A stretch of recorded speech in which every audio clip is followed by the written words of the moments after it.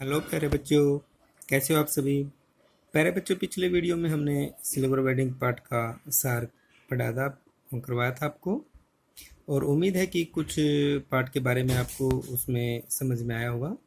तो आज के वीडियो में हम सिल्वर वेडिंग पार्ट है उसके 2 प्रश्नों को हल करेंगे।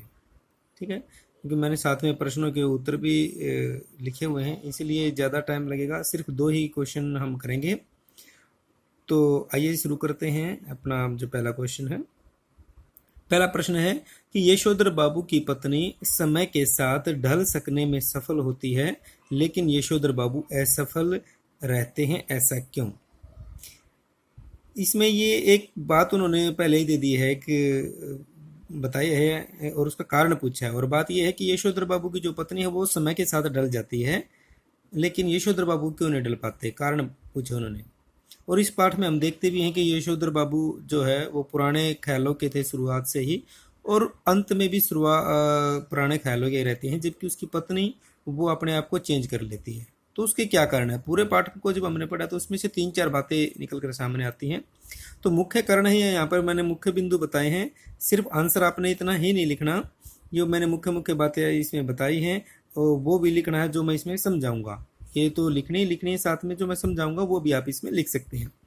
तो मुख्य बात क्या है, पहला पॉइंट इसमें बताया गया है कि यशोधर बाबू की पत्नी बच्चों के साथ ज़्यादा समय बिताती है, और क्योंकि बच्चे आधुनिक हैं इसलिए वह भी आधुनिक बन जाती है। देखो, कोई भी स्त्री होती है घर में, जो माँ है, बच्चे माँ के साथ ज़्यादा समय बिताते हैं, और जो माँ है वो उनकी सारी इच्छाओं को पूरा करती है, तो एक इमोशनल अटैचमेंट जो माँ के साथ बच्चों का ज़्यादा हो जाता है, तो जबकि पिता के साथ ऐसा नहीं हो पाता। तो वही बात यहाँ पर भी होती है कि बच्चे जो अपनी माँ के साथ ज़्यादा उनका लगाव है, और माँ का भी फिर उनके साथ लगाव हो जाता है। और क्योंकि बच्चे आधुनिक तौर तरीके सीख रहे हैं, तो माँ भी वो उस तरीकों को सीख पाती है।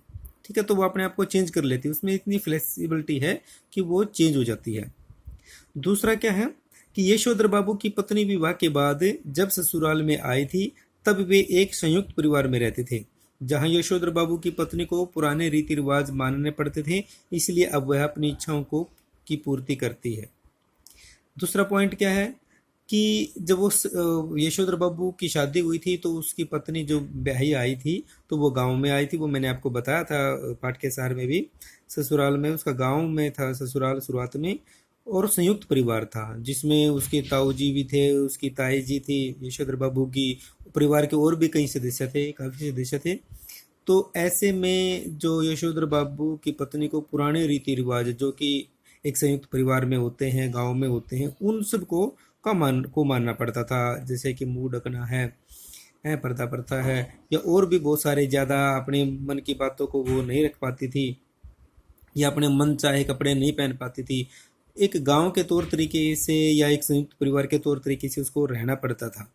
ठीक है, और घर में चलती उसके ताऊ की थी, उसकी ताई जी की चलती थी, तो यशोधर बाबू की तो चलती भी नहीं थी। और यशोधर बाबू की पत्नी को ये बुरा लगता था कि भाई कमाए तो उसका पति, और घर में चले किसी और की, तो वहाँ लेकिन वो कुछ नहीं कर पाई। लेकिन अब वो शहर में है, और अपने हिसाब से वो अपनी जो इच्छाएं हैं उनकी, उसको जो फैशन है जो वो अपने जवानी के समय में नहीं कर पाई, तो उसको लगता है कि अब वो अब पूरी करेगी।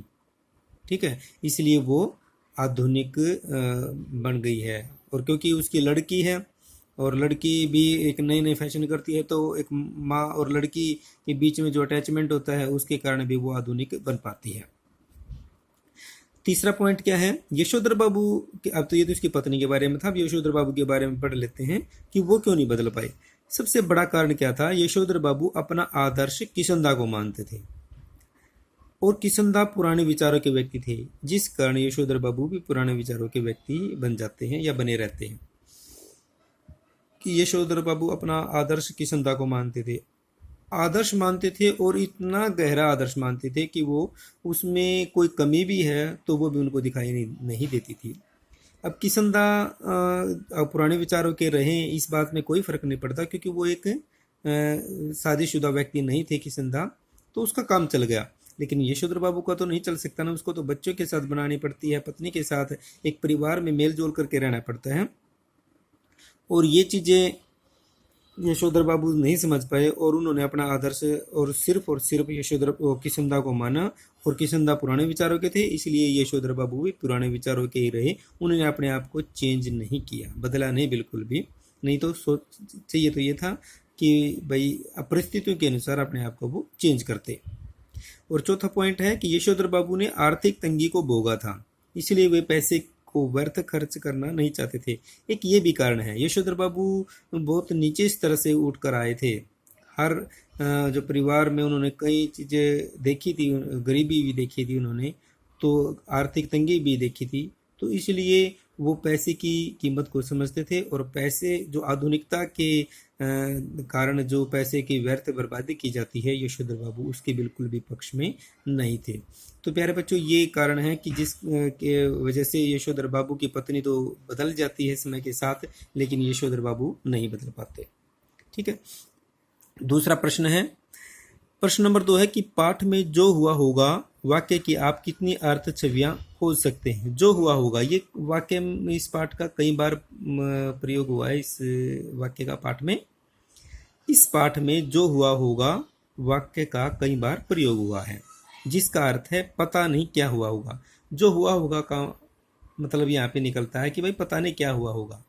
और एक दो संदर्भ में बहुत ज़्यादा इम्पोर्टेंट है ये कब, कि जब किसंदा जिसको कि यशोधर बाबू अपना आदर्श मानते थे, रिटायरमेंट हो जाती है उनकी, और वो रिटायरमेंट होने के बाद वो अपने पुश्तैनी गांव में चले जाते हैं, क्योंकि शहर में उसका अपना कोई मकान नहीं था। अपनी सारी सर्विस उसने जो सरकारी क्वार्टर में बिताई, और मकान अपना बनाया नहीं।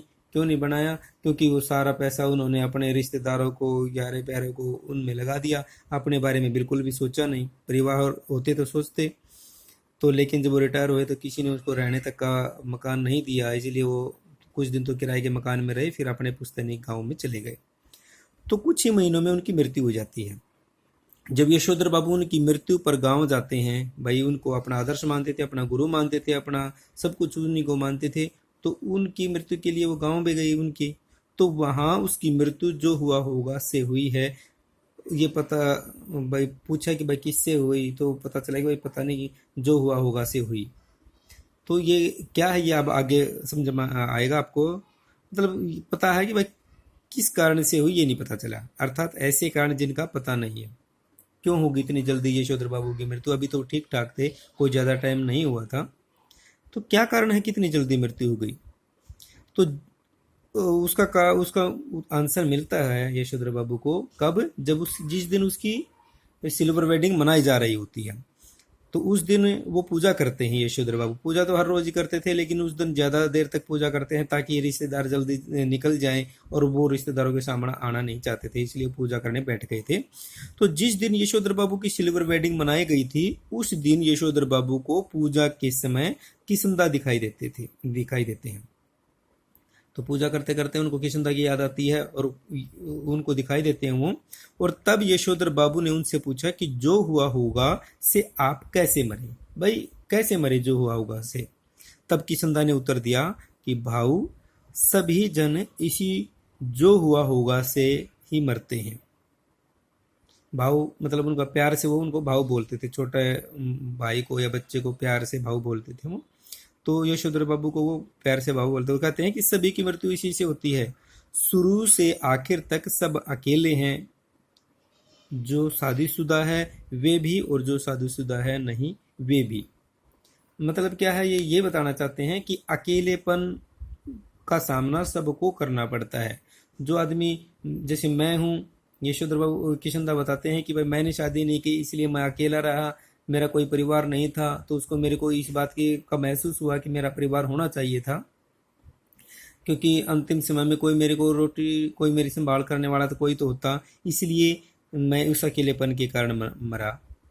और जो शादीशुदा हैं, अंत में उसके बच्चे भी उसको छोड़ के चले जाते हैं, उसके बच्चे भी उसकी परवाह नहीं करते, इसलिए वो इस चिंता में मर जाता है कि मेरे बच्चे होते हुए भी मैं अकेलापन है मुझे। तो शुरू से आखिर तक सब अकेले हैं। जो शादीशुदा हैं वे भी, और जो शादीशुदा हैं नहीं वे भी, क्योंकि जीवन में समस्याएं दोनों की ही होती है, दोनों को होती है। अकेलेपन की समस्या का सामना दोनों को करना पड़ता है। जीवन के अंतिम दिनों में दोनों ही अकेले होते हैं। और यही अकेलापन सबकी मृत्यु का कारण होता है।